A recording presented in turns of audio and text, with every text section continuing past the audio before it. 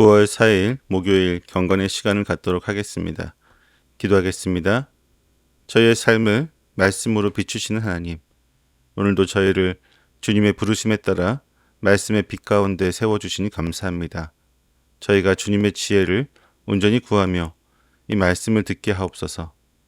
복음의 본질과 비본질을 분별하는 영적인 통찰력을 주시고 모든 교만과 고집을 내려놓고 주님의 뜻에만 온전히 순종하게 하옵소서. 성령님께서 저의 마음을 열어 진리의 말씀을 깨닫게 하시고 그 말씀이 저의 삶을 변화시키는 능력이 되게 하여 주옵소서. 예수님의 이름으로 기도드립니다. 아멘. 사도행전 16장 1절에서부터 5절까지의 말씀을 보겠습니다. 같이 읽습니다. 바울은 더베와 루스드라에도 갔다. 거기에는 디모데라는 제자가 있었는데 그의 어머니는 신앙이 돈독한 유대 여자이고 아버지는 그리스 사람이었다.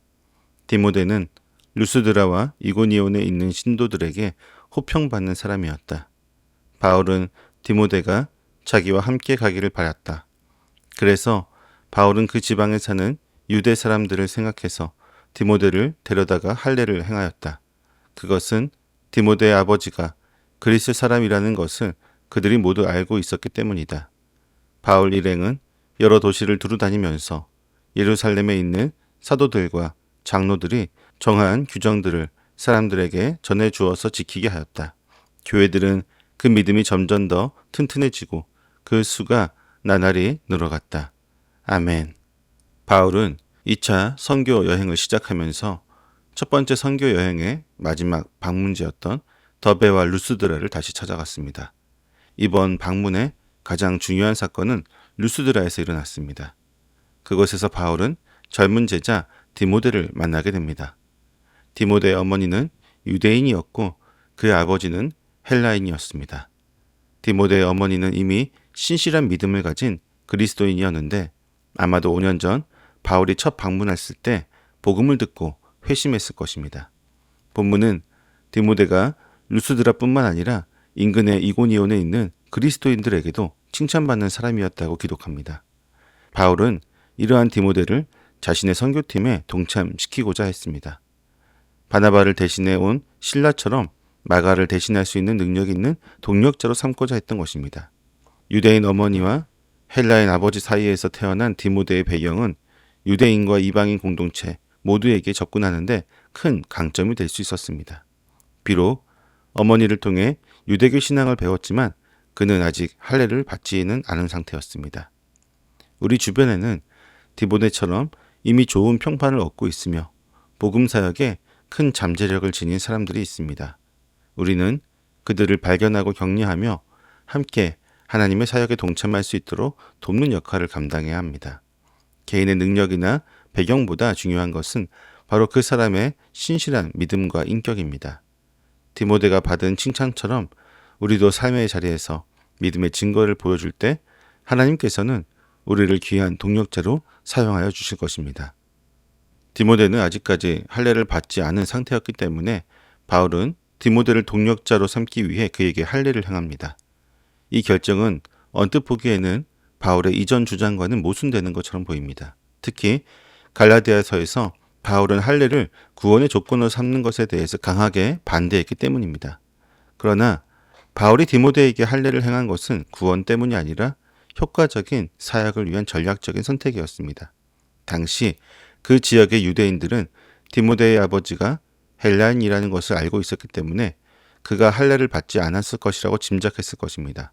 할례를 받지 않은 유대인이 유대인 회당에서 복음을 전하는 것은 불필요한 논쟁과 반발을 불러일으킬 수 있었고 이는 곧 복음 전파에 큰 장애물이 될 수 있었습니다.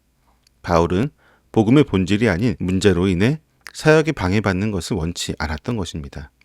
바울은 구원을 위해서는 할례가 필요 없다는 원칙을 확고히 세운 후에 그 원칙이 훼손되지 않는 범위 내에서는 유연하게 행동했습니다. 하나님의 구원을 위한 수단이 아닌 사람들에게 복음을 전하기 위한 수단으로서 할례를 사용한 것입니다. 작은 문제로 큰 사역을 놓치는 어리석음을 범하지 않고 오직 복음을 전하는 데 모든 초점을 맞춘 것입니다. 우리도 신앙생활에서 이러한 지혜가 필요합니다. 본질과 비본질을 명확히 구분짓는 통찰력이 필요합니다. 복음의 핵심인 예수 그리스도의 십자가는 절대로 양보할 수 없는 진리이지만 그 외의 사소한 전통이나 개인적인 고집 때문에 불필요한 갈등을 만들어서는 안 됩니다. 우리의 신념이 때로는 복음 전파의 걸림돌이 될 수도 있다는 것을 깨닫고 오직 영혼 구원이라는 가장 중요한 가치를 위해 유연하게 대처하는 지혜로운 그리스도인이 되어야 합니다. 디모데를 영입한 이후 바울과 실라, 디모데 세 사람은 여러 도시를 다니면서 사역을 이어갔습니다. 그들은 복음을 전파하는 것뿐만 아니라 예루살렘 공회에서 결정된 규례를 각 교회에 전달하는 역할을 감당하였습니다. 이 규례들은 교회의 질서를 세우고 유대인과 이방인 성도들이 한 공동체 안에서 조화롭게 지낼 수 있도록 돕는 중요한 역할을 했습니다. 바울 일행의 이러한 노력은 각 교회의 복음의 순수함과 확신을 가져다 주었습니다. 그리고 그 결과는 매우 놀라웠습니다. 5절은 교회들이 그 믿음이 점점 더 튼튼해지고 그 수가 나날이 늘어갔다고 기록합니다. 교회가 내적으로 굳건해지는 질적 성장과 외적으로 확장되는 양적인 성장을 동시에 경험했음을 보여줍니다. 누가는 사도행전에서 교회가 부흥하는 모습을 자주 기록하는데 특히 굳건해지고라는 표현은 바울의 1차 선교 여행 때 사용했던 굳건하다라는 동사와 같은 의미와 뜻을 가지고 있습니다. 교회가 안정적으로 정착하고 단단해졌음을 의미합니다. 예루살렘 공회의 현명한 결정과 바울의 헌신적인 사역이 합쳐서 교회는 흔들리지 않는 반석 위에 굳게 세워진 것입니다. 이 땅에서 교회는 모든 세대를 막론하고 끊임없이 질적 성장과 양적인 성장을 추구해야 합니다. 복음이 힘을 잃지 않도록 말씀 위에 굳건히 서는 노력이 필요하며 동시에 이 복음을 아직 모르는 이들에게 전하는 열정이 있어야 합니다. 우리가 속한 교회와 공동체가 말씀 안에서 견고해지고 더 많은 영혼들이 주께 돌아오는 건강한 부흥을 경험할 수 있도록 기도하고 헌신해야만 할 것입니다. 오늘 본문은 바울의 2차 선교 여행 초기에 있었던 중요한 사건들을 통해 우리에게 세 가지 중요한 교훈들을 주고 있습니다. 첫 번째는 하나님께서는 우리에게 귀한 동력자를 붙여주신다는 것입니다. 우리는 공동체 안에서 서로에게 힘이 되어주고 함께 성장하는 존재입니다. 둘째로 바울의 할례 사건은 복음의 본질을 위한 유연한 지혜를 보여줍니다. 복음 자체는 절대로 타협할 수 없는 진리이지만 복음을 전파하기 위한 방식은 때때로 사람과 상황에 맞춰 유연해질 필요가 있습니다. 마지막으로 충실한 사역은 교회의 질적, 양적 성장을 가져옵니다. 말씀 위에 굳건히 서고 복음을 전하는 우리의 헌신이 모일 때 하나님께서는 우리 공동체를 든든하게 세워가실 것입니다. 오늘 하루 우리 주변의 믿음의 동력자들을 돌아보고 그들을 위해 기도하기를 원합니다. 또한 우리의 삶에서 불필요한 고집을 내려놓고 복음을 위한 지혜로운 선택을 하도록 노력해야 할 것입니다. 개인의 신앙을 굳건히 하는 동시에 우리가 속한 공동체와 교회가 더욱 성장할 수 있도록 기도하고 헌신하는 삶을 살아갈 수 있기를 소망합니다. 기도하겠습니다. 교회의 머리가 되신 하나님, 말씀을 통해 저의 삶에서 복음의 본질을 위한 유연한 지혜를 허락하여 주시니 감사합니다.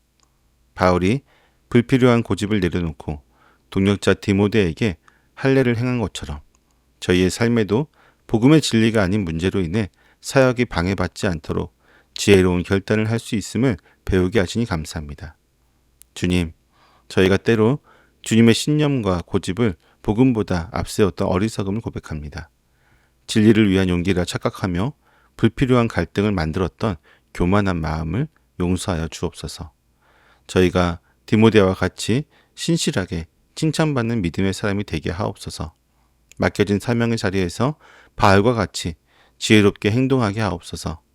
믿음 안에서 서로를 굳건히 세워주는 충성된 동력자들을 붙여주시옵고 저희의 헌신과 믿음으로 교회가 질적으로 견고해지고 양적으로 확장되는 역사를 경험하게 하여 주옵소서.